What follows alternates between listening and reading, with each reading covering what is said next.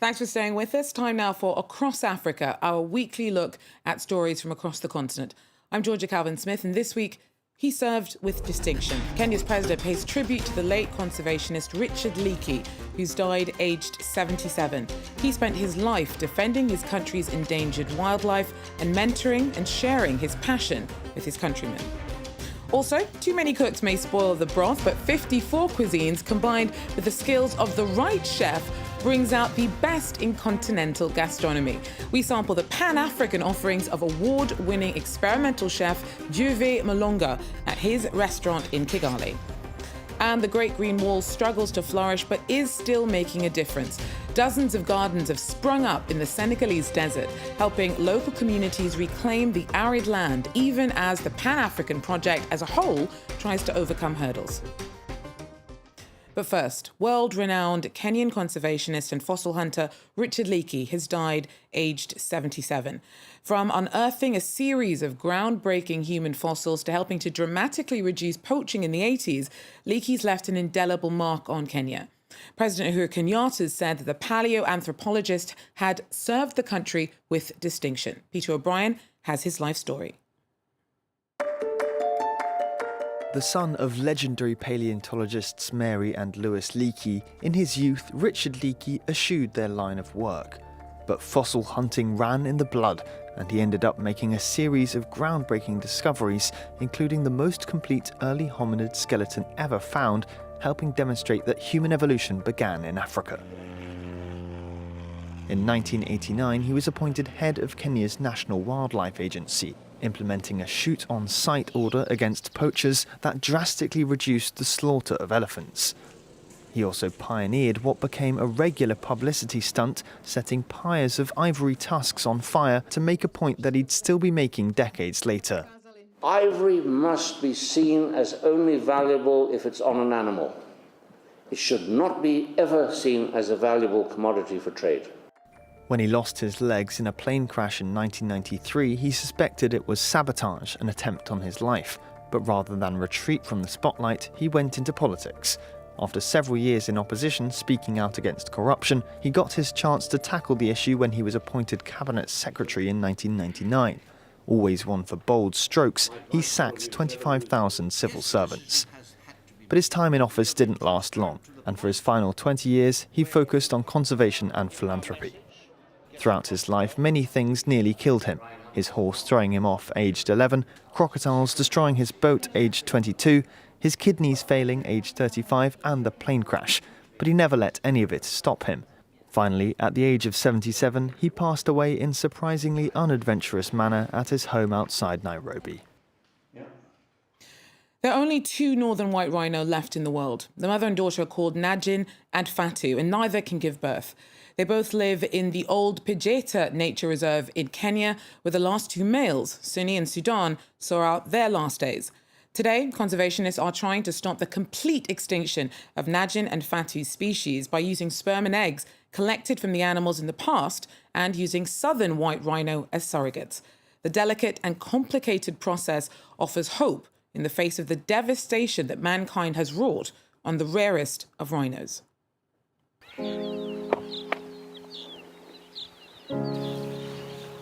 This one is Fatu, and the other one, which one is behind him, that is Najin. And the one which one is far, that is the southern white rhino.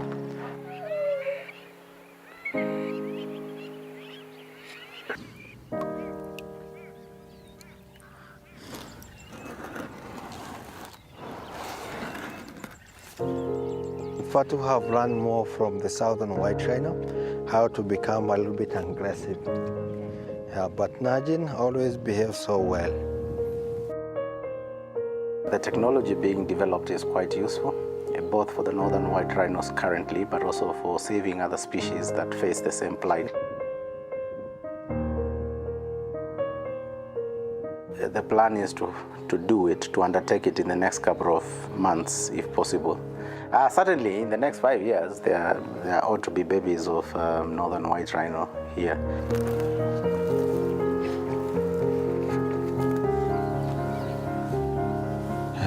But, we are working with the extension each and every day. So as humans, we are the big threat of these animals. We are the one we are destroying each and everything. To Kenya now, where 4 elderly women were burned alive in October after being accused of sorcery. Over the last 2 years, around 150 people, mainly women, were killed in similar circumstances. Rights groups say that the accusations are often a way to force women off their land. Our team reports. Helen is visiting a home recently burned down for the second time. This human rights defender is supporting the families of 4 elderly women who were murdered in the neighborhood in October. They were removed from their homes and burnt, accused of being witches. At least 6 people face violence every month on suspicion of sorcery in Kigali County. Jacqueline's mother is one of the latest victims, accused of having bewitched her neighbor's ailing son. When I got to the neighbor's house, the father was saying that he'd woken up and went to wake up his son, but he found out that he wasn't responding. Adding to the trauma, videos of the lynching are still circulating online. While terrified, Jacqueline still lives in the village. Other relatives of the victims, like Janet, went into hiding. Seeking help, she's meeting with the activist.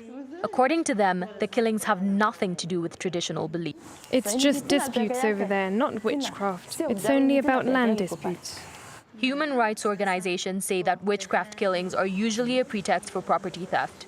Many elderly women don't have title. Perpetrators bank on the community's fear of sorcery and widespread sanctioning of the practice. What we realized is that the village elders were also there. That's what's shocking. Our government, people who are supposed to protect us. And you can see others there watching, the women getting burnt.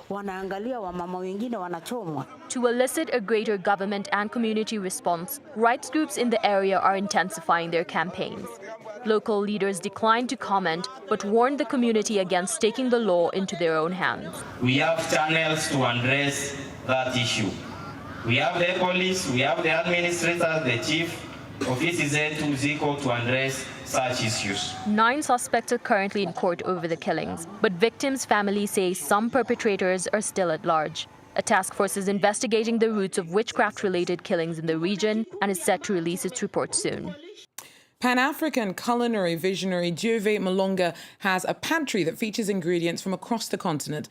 The award-winning chef mixes flavours and ingredients from Africa's 54 nations to create new offerings that represent cultures and corners from across the region. Shirley Sitman with more.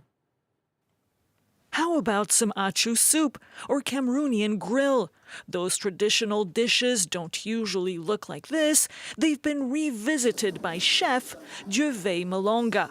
Raised in Congo, he trained to be a chef in Germany and France, where he mastered his skills, before returning to Africa, where he pushed the boundaries of Afrofusion. Why we call it like Afrofusion?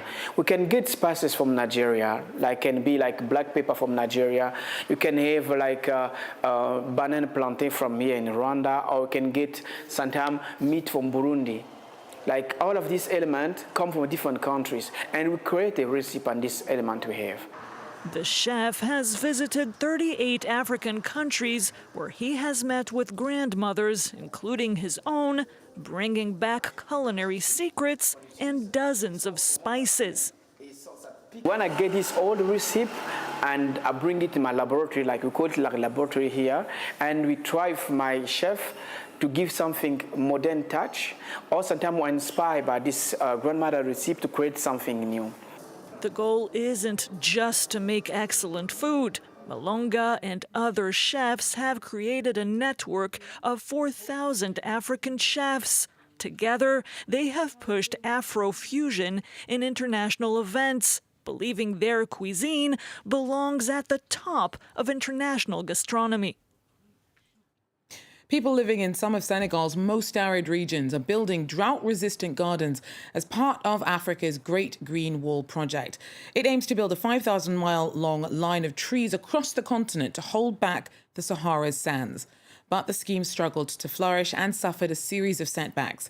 Nevertheless, it's already sprouted a mosaic of gardens that are making a difference to desert communities. Laurent Berstecker has more. working the arid land to create a flourishing oasis in the middle of the desert. These circular gardens mimic natural ecosystems by letting different species grow next to each other, a concept known as permaculture, which agro-engineer Ali Ndiaye helped bring to the border town of Boki-Diawe in northeastern Senegal. Donc ici vous avez les plantes médicinales sur le premier plan. Les trois plants là sont dédiés aux légumes, une variété de légumes, les papayes, les limons, les citronniers et les citruses, les anacardiers, les natifs, les fertilitaires et au fond le baobab et les caïcédras qui sont plus grands. Over the past 7 months, dozens of circular gardens have sprouted throughout the Senegalese desert, a way to reclaim land long considered too arid to cultivate and to improve food security and livelihoods for local residents. The key to their success, involving the community and establishing a sense of local ownership.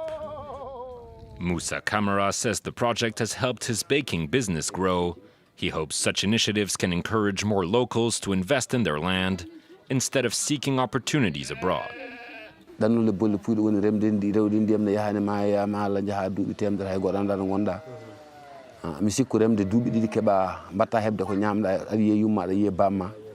Senegal's circular gardens are part of Africa's Great Green Wall, an ambitious reforestation initiative launched by the African Union in 2007.